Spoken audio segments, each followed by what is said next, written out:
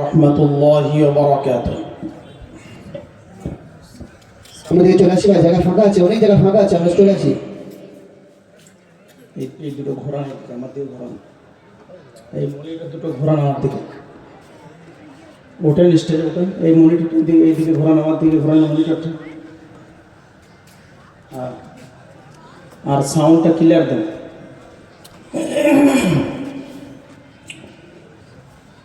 আমি একবার আপনাদেরকে সালাম দিয়েছি। বায়ান শুরু করার পূর্বে আপনাদের কাছে একটা জিনিস খালি জেনে নেব, মানুষ কোন জায়গায় সালাম দিলে সালামে জবাব পায় না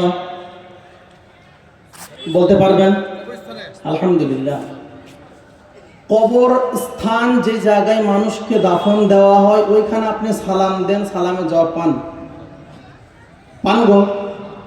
আমি এখানে জিন্দা মানুষ না মৃত্যু মানুষ? আপনারা জিন্দা না মৃত্যু?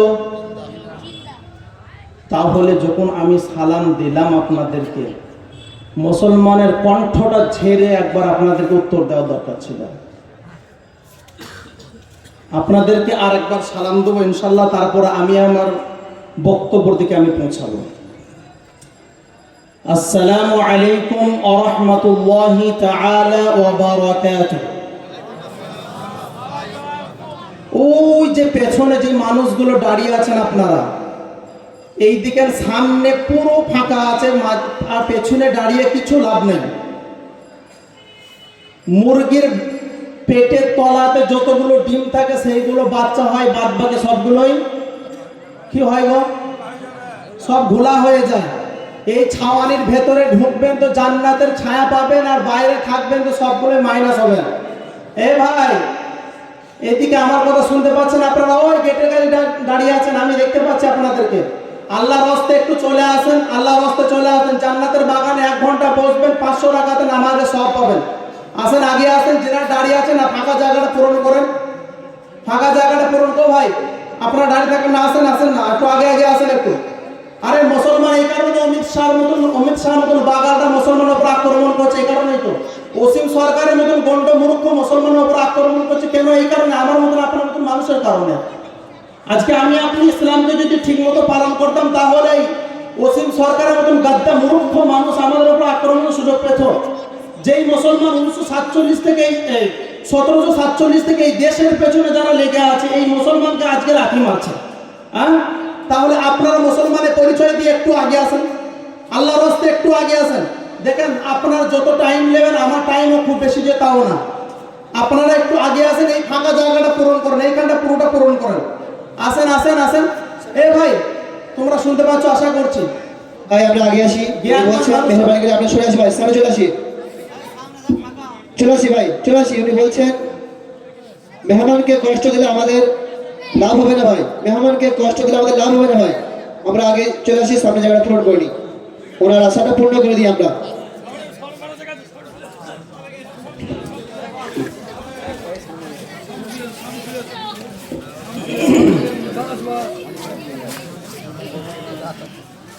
الحمد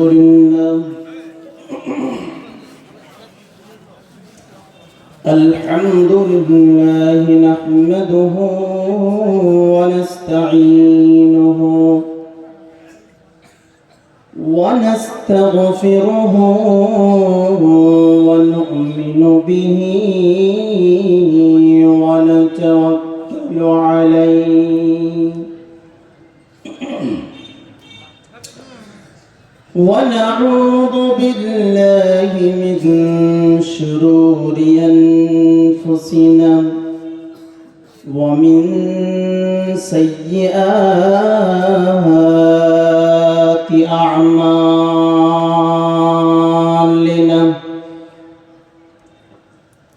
من يهده الله فلا مضل له ومن يضلله فلا هادي له. ونشهد أن لا إله إلا الله وحده لا شريك له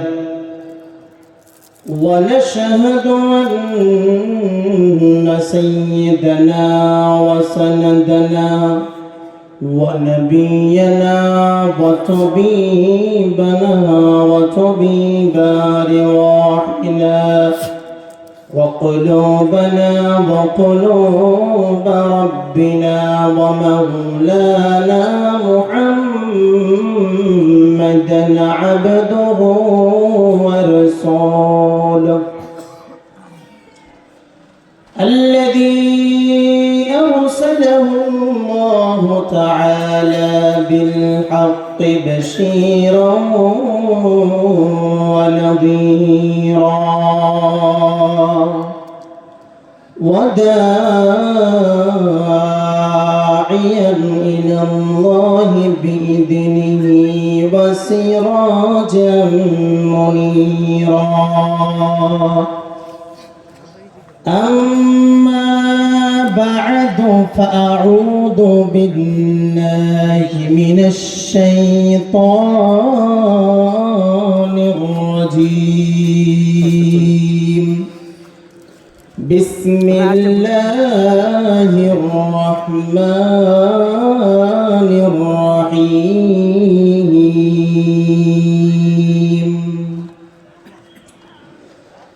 يرفع الله الذين آمنوا منكم والذين أوتوا العلم درجات صدق الله العظيم ভাই বলছি যেনারা মসজিদের ওই রাস্তায় আছেন, যে সমস্ত ভাইয়েরা আছেন, আপনারা ওখান থেকে একটু তাড়াতাড়ি বেরিয়ে আসুন। মহিলাদেরকে কষ্ট দেবেন না, ওদের খাওয়ার সুযোগ করে দেন। ওদের খাওয়ানো হয়ে গেলে আপনাদেরকে বসিয়ে দেওয়া হবে। তা একটু ভাই মেহেরবানি করে যে সমস্ত ভাইয়েরা আছেন ওখানে বেরিয়ে আসুন, আর যিনারা আছেন ওদের বলে বেরিয়ে আসতে বলুন। ভাই দয়া করে একটু বেরিয়ে আসুন, তাড়াতাড়ি বেরিয়ে আসুন ভাই, এদিকে সময় নষ্ট করেন না। মজলিসের সময় নষ্ট হলে আপনাদের গুনাহ হবে, একটু বেরিয়ে আসুন। ওখানে তো কোনো লাভ নেই ভাই, বেরিয়ে আসি, আমরা বেরিয়ে আসি, ওখান থেকে বেরিয়ে আসি, গুনাহের কাজ হবে। মজলিসে আসি, দু চারটে কোরআন হাদিসের কথা শোনার চেষ্টা করি আর এর প্রতি আমল করার চেষ্টা করি। وقال تعالى قل هل يستوي الذين يعلمون والذين لا يعلمون قال النبي صلى الله عليه وسلم إذا مات الإنسان انقطع عنه عمله إلا من ثلاثة إلا من صدقة جارية أو علم ينتفع به أو ولد صالح إلى آخر الحديث أو كما قال النبي عليه الصلاة والتسليم यहाँ हम मुसाफिर हैं यहाँ हम मुसाफिर हैं वही आखिर ठिकाना कोई आगे रवाना है कोई पीछे रवाना ला इलाहा क्यों बोल रखबें ना ला इलाहा इल्लल्लाह ला इलाहा इल्लल्लाह ला इलाहा इल्लल्लाह ला इलाहा इल्लल्लाह لا إله إلا الله محمد رسول الله صلى الله عليه وسلم গাজীপুর যুবকদের উদ্যোগে যে একটি দিনিয়াতের মাহফিল যে আয়োজন করা হয়েছে এই আয়োজন করাতে আপনারা খুশি না বেজার? আলহামদুলিল্লাহ। জানান সভাপতি সাহেব এছাড়াও গণ্যমান্য যে সকল ব্যক্তিরা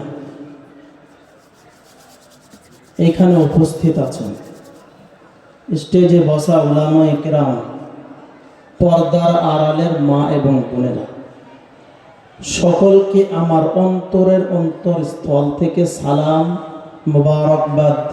আসসালামু আলাইকুম ওয়া রাহমাতুল্লাহ।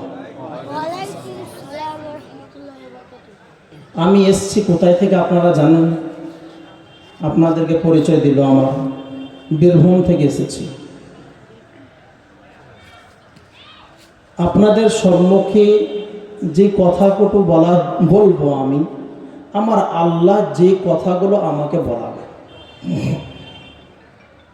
কারণ আল্লাহ তাবারক ওয়া তাআলা বলে যে আমি আমার বান্দাকে বক্তব্য শেখাই।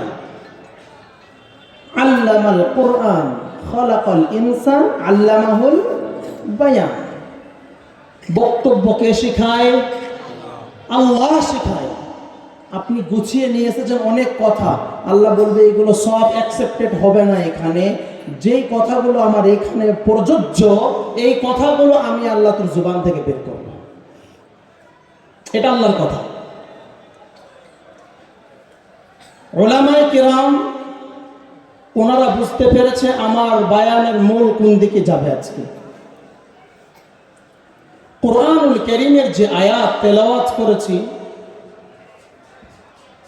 নবীজি সাল্লাল্লাহু আলাইহি ওয়াসাল্লাম বলেন, কোন মানুষ যদি দ্বীনের ইলম কালামুল্লাহকে শিক্ষা করে, তদনুযায়ী আমল করে, তো আল্লাহ তাবারক ওয়া তাআলা বলেন যে তার মর্তবা আমি আল্লাহ বাড়িয়ে দেব। সুবহানাল্লাহ বলবেন না? এই জায়গাতে আমি আপনাদের সম্মুখে বসেছি, আপনারা কেউ আমাকে চিনতেন? বলেন, কিসের বদৌলতে আপনারা আমাকে চিনলেন? কোরআনের বদৌলতে। কিসের বদৌলতে? কোরআনের বদৌলতে। আমার ভেতরে যদি কোরআনের জ্ঞান না থাকতো, আপনারা আমাকে দাওয়াত দিতেন? কি বলছেন, কথা বললেন না কেন? দাওয়াত দিতেন না। তার মানে বোঝা গেল আল্লাহ যে কোরআনে বললেন, ইয়ারফাইল্লাহু আল্লাযীনা আমানু মিনকুম ওয়াল্লাযীনা উতুল ইলমা দারাজাত। আল্লাহ তাবারক ওয়া তাআলা বললেন, যারা ইলম শিক্ষা করবে এবং তার উপরে আমল করবে, ইলম শিক্ষা করবে এবং তার উপরে আমল করবে, আমি আল্লাহ তার মর্তবাকে আমি আল্লাহ দুনিয়াবি এবং আখিরাতে আমি আল্লাহ বাড়িয়ে দেব। আল্লাহ তাবারক ওয়া তাআলা কালামুল্লাহ শরীফের মধ্যে বলেন, কুল হাল ইয়াস্তাউইল্লাযীনা ইয়া'লামুনা ওয়াল্লাযীনা লা ইয়া'লামুন। আল্লাহ তাবারক ওয়া তাআলা বলেন, হে নবী আপনি আপনার উম্মতকে জানায়া দেন, কুল হাল ইয়াস্তাবিল্লাযীনা ইয়া'লামুন ওয়াল্লাযীনা লা ইয়া'লামুন। আপনি আপনার উম্মতকে জানায়া দেন, যেই মানুষেরা দ্বীনের